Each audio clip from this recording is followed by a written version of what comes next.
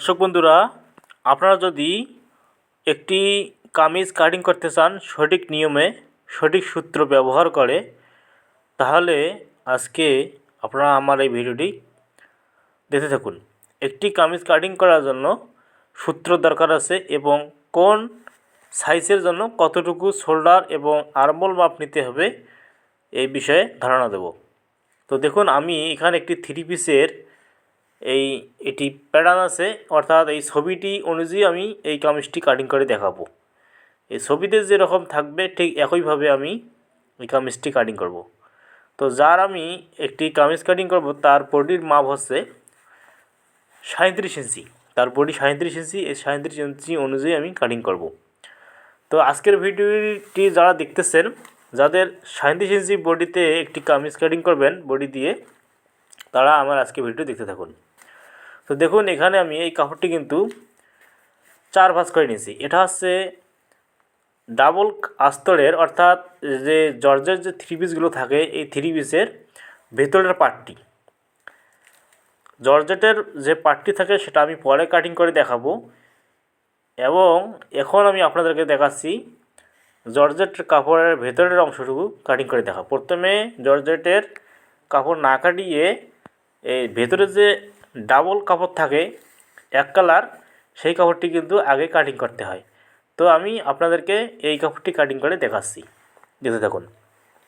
দেখুন, এখানে এই কাপড়টির উপর দিক দিয়ে এটা কিন্তু লম্বা আরও নিতে হবে, লম্বা কম আছে, আরও নিতে হবে। তো আমি দেখাচ্ছি, এরপর দেখাবো। দেখুন, এখানে এই কাপড়টি যেভাবে ভাঁজ করেছি আপনারা এভাবে ভাঁজ করবেন, 4 ভাঁজ করে নেবেন। নেওয়ার পর উপরের দিক দিয়ে একটা দাগ দেবেন। আমরা যখন শোল্ডারে যেভাবে দাগ দিই শোল্ডার, সেই শোল্ডারের জন্য এখানে একটা দাগ দিয়ে দেবেন। দাগ দেওয়ার পর দেখুন, এখান থেকে কিন্তু আমাদের লম্বা নিতে হবে। তো লম্বা হচ্ছে 44 বা 43 ইঞ্চি হয়, সেই অনুযায়ী এখানে কিন্তু কাপড় অতটা নাই। এখানে 40 ইঞ্চি কাপড় আছে লম্বা, আমাদের আরও 3-4 ইঞ্চি বেশি নিতে হবে, সেটা জর্জেট কাপড় থেকে। দেখুন, এখানে 37 ইঞ্চি বডির জন্য আমি এখন কামিজটি কাটিং করব। এখন এখানে দেখুন, প্রথমে শোল্ডারের মাপ নিতে হবে। লম্বার কোনো হিসাব নেই, লম্বা পরে হবে। এখন আমি শোল্ডার দেখাবো। তো 37 ইঞ্চি যদি বডি হয়, তাহলে এখানে আপনারা 6.5 ইঞ্চি নেবেন শোল্ডার। তো আমি আমার এই চ্যানেলে দেওয়া আছে, সূত্র দেওয়া আছে, চার্ট আকারে আপনারা দেখতে পারবেন, আমি দিয়ে দেব। তো এখানে 6.5 ইঞ্চি শোল্ডার নেবেন, আর্মহোল এই জায়গায় 6.5 ইঞ্চি নেবেন, আর এখানে নেবেন হাফ ইঞ্চি কম নেবেন, এখানে 6 ইঞ্চি নেবেন আর্মহোলে। কামিজের ক্ষেত্রে আপনারা শোল্ডার থেকে হাফ ইঞ্চি আর্মহোলে কম নেবেন, তাহলে সুন্দর ফিটিং হবে আর্মহোলে। এখানে দাগ দেবেন। দাগ দেওয়ার পর দেখুন, এখন এই চেস্ট অর্থাৎ বডি, এটা কিন্তু মেন হচ্ছে বডি। এই বডি অনুযায়ী কিন্তু আমরা কামিজটি কাটিং করতেছি এবং আপনারা এই বডি অনুযায়ী কামিজ কাটিং করতে পারবেন। এখন দেখুন, এখানে আমার বডি হচ্ছে 37 ইঞ্চি। সেই 37 ইঞ্চি বডিকে 4 দিয়ে ভাগ দেবেন। ভাগ দেওয়ার পর যে অংশটা আসবে বা যে অঙ্কটা আসবে সেটা এখানে দাগ দেবেন। দাগ দেওয়ার পর আপনারা এখানে আপনার রুচি অনুযায়ী, অর্থাৎ লুজ কত রাখতে পারেন, 2 ইঞ্চি 1.5 ইঞ্চি আপনারা এভাবে বাড়তি করে দেবেন। এখন এটা হয়ে গেল। এখন এখানে আপনারা এই পার্টটি আমরা একভাবে কাটিং করব, সামন পেছন একই গলা রাখবো। তার জন্য আমরা এখানে দেখুন, এখানে আমি 1 ইঞ্চি 2 সুতা নিচ্ছি। তো পরবর্তীতে আমি এখানে সামন পার্টের জন্য আলাদাভাবে তালপাট কাটিং করব, পরে দেখিয়ে দেব। এখানে আপনারা হাফ করে নিয়ে এটা মিডল করবেন, এভাবে রাউন্ড করে দেবেন। এটা হচ্ছে আর্মহোল। আর্মহোলের এখানে শেপটা যদি গোল হয় তাহলে আর্মহোলটি দেখতে অনেক ভালো লাগে। তো দেখুন, এখানে আমার আর্মহোলের কাজ শেষ। এখন শোল্ডার থেকে ধরে আপনারা যেখানে যে সাইড ফাড়া থাকে কামিজের, সেই সাইড ফাড়া নেবেন কত। এখানে আপনারা 20 ইঞ্চি থেকে 21 ইঞ্চি অথবা পুরাতন কামিজের মাপ নিয়ে আপনারা এই দাগটা দিতে পারেন। তো আমি এখানে 20 ইঞ্চির দাগ দিলাম। এখন 20 ইঞ্চি এবং এই আর্মহোলের এই পয়েন্ট থেকে আপনারা এইভাবে ভাঁজ দেবেন। ভাঁজ দেওয়ার পর এখানে একটা দাগ দেবেন। আমি এখানে দাগ দিতেছি।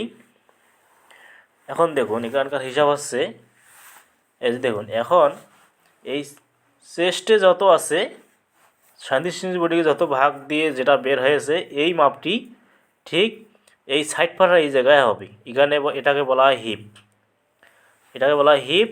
এই এখানে যত হবে ঠিক এই হিপে ততটুকুই নিতে হবে। আচ্ছা, নেওয়ার পর এখন মাঝ বরাবর এটা আছে পেট। পেটে কত আছে? 34 ইঞ্চি। আমার মেজারমেন্টে আছে 34 ইঞ্চি। 34 ইঞ্চিকে 4 দিয়ে ভাগ দেবেন, যেটা আসবে সেটা বসাবেন এবং আরও 1.25 ইঞ্চি বাড়তি নেবেন। এখন এই যে বাড়তি, এখানে আমি নিয়েছি 1.5 ইঞ্চি, এখানে নেব আমি 1.25 ইঞ্চি। 1.25 ইঞ্চি পেটে নেবেন এবং হিপে নেবেন 1 ইঞ্চি। এটা আমার সুন্দরভাবে এটা দেওয়া হলো। এখন দেখুন, এগুলো শেপ স্কেল দিয়ে এভাবে রাউন্ড করে দেবেন। শেপ স্কেল দিয়ে সুন্দরভাবে রাউন্ড করে দেবেন। রাউন্ড করে দিলে সেলাই করলে অনেক ভালো লাগে এবং পরলে আরও সুন্দর লাগে। দেখুন, এখন এটা দাগ দেওয়া হয়ে গেল।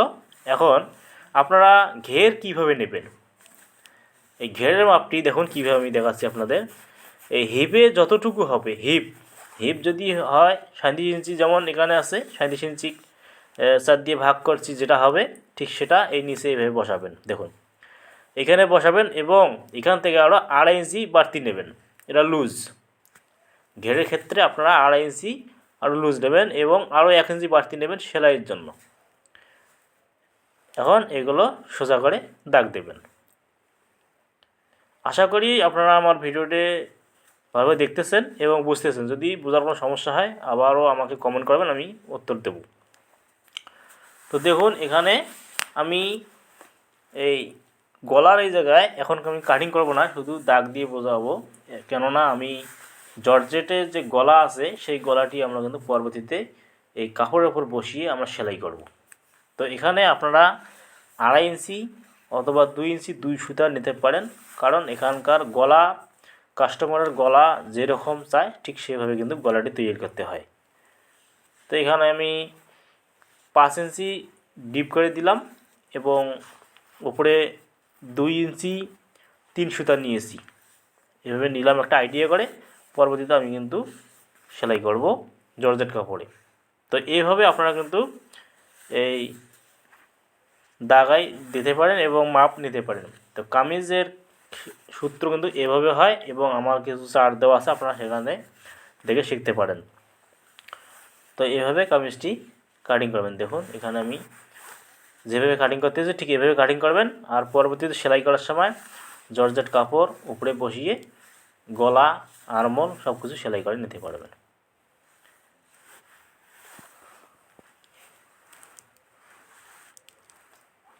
দর্শক বন্ধুরা, যদি আমার ভিডিওগুলো ভালো লেগে থাকে অবশ্যই আমার চ্যানেলটি সাবস্ক্রাইব করবেন, বেল আইকন বাজিয়ে দেবেন নিত্য নতুন ভিডিও পাওয়ার জন্য। তো দেখুন, আমার এই আজকের এই কামিজ কাটিং হয়ে গেল। এবার আপনারা কামিজ কাটিং করবেন। পরবর্তী ভিডিওতে আমি আপনাদের দেখাবো জর্জেট কাপড় কীভাবে কাটিং করে এই কাপড়ের বসিয়ে। সে পর্যন্ত সবাই ভালো থাকবেন, সুস্থ থাকবেন। আল্লাহ হাফেজ।